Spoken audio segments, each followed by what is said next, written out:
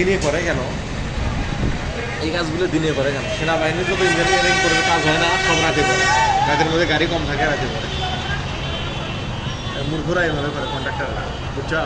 আর দোষ দিবে বলে গাড়ির সাথে চড়া উঠে গেছি, এই জন্য কাম ভালো হয় না, বুঝছো? এই জন্য বিপদ করে ওরা। কিন্তু করার কথা রাখো কাম কি রে আমরা গের সাথে ছে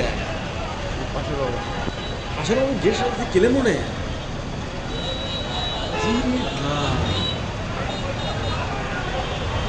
ভিডিও করতে